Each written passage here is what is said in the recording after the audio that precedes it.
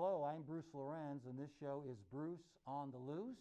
And I've been reading stories to our young readers here in Wadsworth and certainly in other places as well. And hopefully you enjoyed last week Pete the Cat and Black Panther. And today we're going to go with Pete the Cat again and another superhero, Wonder Woman. So we hope you enjoyed this, and certainly reading is very important. It opens up the world to so many things. And I'm going to take my mask off. I'm certainly going to be safe during this coronavirus situation here. And we're going to go ahead and start with Pete the Cat and the Bedtime Blues. So I know some of you don't always like to go to bed and listen to your parents, and it's time for bed, but it's really important to go ahead and have that good opportunity to go to bed, and we'll see what Pete does here, and hopefully you'll enjoy this one. Pete and the gang had a great day. They've been at the beach, surf and sun, and tons of fun. But when the sun went down, they didn't want the fun to end. Pete had an idea. Hey, how about a sleepover? More time for tons of fun. Groovy. And I think the alligator says that. That's very close to where he's at. Pete's place. Let's go. Looks like Pete's going on a motorcycle with his friends, and Grumpy Toad looks like he's driving. The party was far out, but they knew they couldn't stay up all night. The gang decided it was time to say good night. And again, that's Gus, the platypus we met last week, and the alligator, and Grumpy Toad, and Pete. So 3 of his friends are at the sleepover. Oh, went the pajamas, on went the pajamas, and out went the light. Good night, Gus. Good night, alligator. Good night, Grumpy Toad. Good night, Pete. Pete was just about to catch some Z's when clap, clap, clap. Who did that? Pete asked. It was me, said Grumpy Toad. I don't want to go to bed. I want to clap instead. Pete covered his head. This cool cat needs to go to bed. Good night, Gus. Good night, alligator. Good night, Grumpy Toad. Good night, Pete. Time to sleep.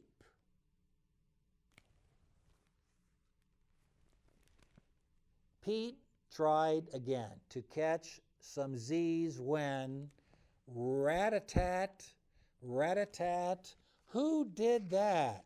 Pete asked. It was me, said Gus the platypus.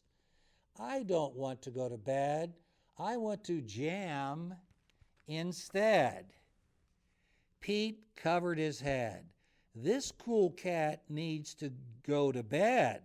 Time to sleep. Good night, Gus. Good night, alligator. Good night, Grumpy Toad.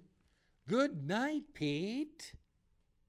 Pete closed his eyes to catch some Z's when he heard munch, munch, munch. Pete had a hunch. It was alligator. He was always up for eating.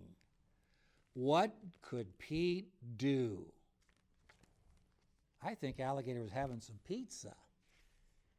All the clapping, rat-a-tat-tatting, munching was giving him the bedtime blues. Pete had a groovy idea. He got out his favorite bedtime story and started to read, first to himself and then to the gang. Pete noticed it was finally quiet. No more clapping, no more rat-a-tat-tatting, and no more munching.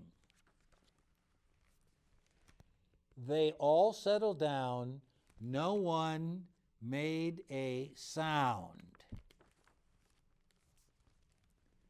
Pete yawned and turned off the light. Good night, sleep tight. Time to catch some Z's. And tomorrow was another day for surfing, sun, and tons of fun. So I hope you enjoyed Pete the Cat and the Bedtime Blues. I think this was written maybe a little bit before the pandemic and the problems we're having now. It probably wouldn't be a good idea now to have friends over, or we can think about maybe next year, once we get a vaccine and everyone gets a shot and is healthy, then it may be an opportunity to have friends over. And again, Pete has several good friends. His friend Squirrel couldn't join him. He was very busy. And also the octopus. We remember last week that he was a good juggler, and he couldn't join the party either. But Pete had, again, the alligator, and he also had the platypus, Gus the platypus, and Grumpy Toad as well. And they got through the night, but Pete certainly knew how important reading was, so he went ahead and read to his three friends, and that maybe helped him to get to bed. And I know another friend Pete would have had, and my tie has on it the Tigger the Tiger. And of course, Tigger has some friends as well, as he has Winnie the Pooh and Rabbit and Piglet. And of course, we can't forget Eeyore.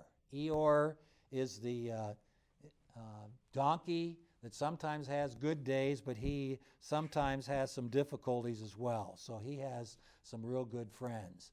Now we're going to go ahead and turn to another book.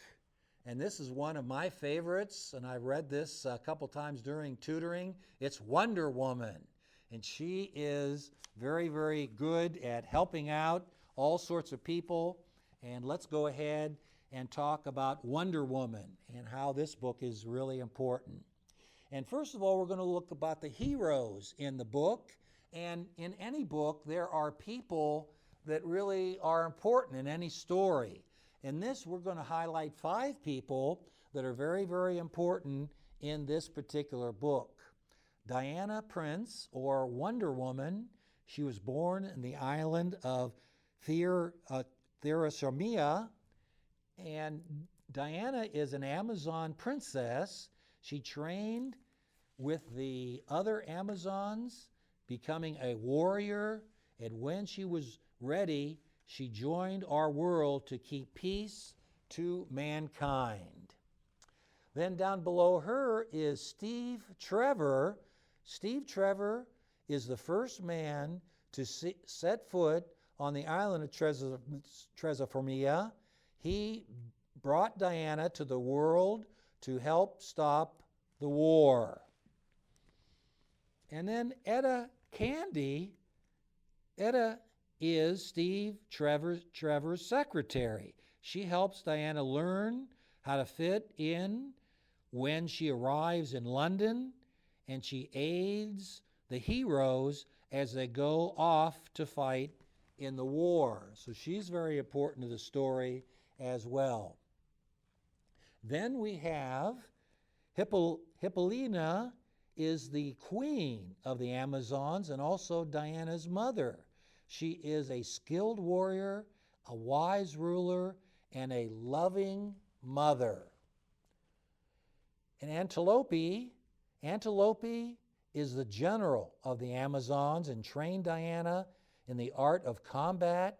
She is also Queen Hippolyta's sister.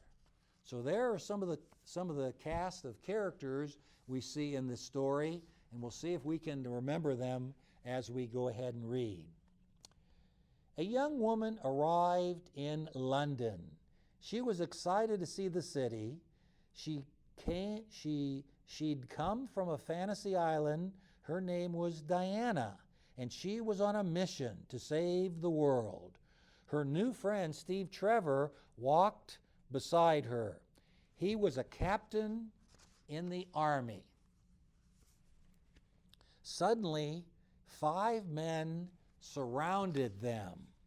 Steve stepped in front of Diana. "Stay behind me," he said to her. He kicked one of the spies to the ground. Diana jumped forward. She lifted one of the men and swung him through the air. He crashed into 2 of the other men.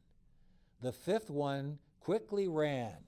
"He's getting away," said Steve. Steve and Diana followed the man. They turned a corner. The man was waiting for them. Diana quickly pulled a sword from under her coat and tripped him. The sword belonged to Diana. She had brought it from her home. Diana smiled as she thought about her home and her family. They had prepared her for her mission in London. Long before Diana was born, the Greek gods created a race of wise women. They were known as Amazons. They lived on a secret island where no one could find them. The Amazons trained every day to become strong warriors. Hippolyta was their queen, and she was wise and kind. Diana was a daughter of Queen Hippolyta. She watched the Amazons train. General Antilope was the leader of the Amazon army. Diana watched and learned. By the time she was grown, Diana was one of the most skilled of the Amazons. One day, a strange noise filled the air. Diana ran to the shore of the island. She watched an airplane crash into the ocean. Diana jumped into the water and rescued the pilot. His name was Steve Trevor. He was an American soldier and the first man Diana had ever seen. Steve told Diana and the Amazons about a war that was spreading in his world. Diana spoke with her mother. "Mankind needs our help. It is our duty to defend the world," she said. The queen was worried about her daughter leaving the island. "Be careful, Diana," she said. Diana decided to go with Steve to fight in the war. She put on a suit of Amazon armor. Then she took a sword and a magic lasso that would force anyone to tell the truth. She wanted to help the world. Diana and Hippolyta said goodbye. When they arrived in London, a woman named Etta helped Diana find new clothes. She worked with Steve. "How can a woman possibly fight in this dress?" asked Diana. She was different from other women, but she and Steve made a good team. They had to get to the battle to stop the enemy. Steve introduced Diana to his fellow soldiers. They all came from different backgrounds, but they would make a strong team. Together, they would go to the war. Nearby, hundreds of enemy soldiers were hiding in the trenches. Suddenly, Diana jumped up and bravely ran onto the battlefield. The enemy fired their guns at her, but the bullets bounced off her bracelets. The enemy shot a missile directly at Diana. She lifted her shield and knocked the missile aside. It exploded harmlessly in the air. Her friends cheered. Diana helped the soldiers defeat the enemy. She believed that love and peace would save the world. Diana and her friends posed for a photo. This was just the beginning of her journey to become Wonder Woman, the hero the world needed. Well, that certainly was one of the best books I've read in regards to superheroes. Wonder Woman was just excellent, and she really had good motives. She wanted to go ahead and team with Steve and his friends and go ahead and defeat the enemy and make the world a safer place. So that is really wonderful that she would go ahead and sacrifice and leave all the things that she knew on her island and come and help the Americans and help many of Steve's friends as well. You know, it's really important, again, to have good friends we can depend on, and certainly Wonder Woman is someone that we can depend on, and we can never underestimate what women can do. And I remember one of the stories that we read early on in this portion of our Bruce on the Loose programming, in which we had a young lady that won the Iditarod, and she took a dog team from Nome, Alaska, all the way from Anchorage all the way to Nome, over 1,100 miles, and won that race not once, not twice, but 4 different times. And that was just remarkable that Libby Riddles could do that and go ahead and do such a wonderful job with the dogs that she loves so much. Well, thank you for viewing Bruce on the Loose. We will be back next week. Maybe we can find another book with our good friend Pete the Cat, and maybe another book of superheroes to make it 3 weeks in a row in that vein. So thanks for watching, and we'll talk to you soon.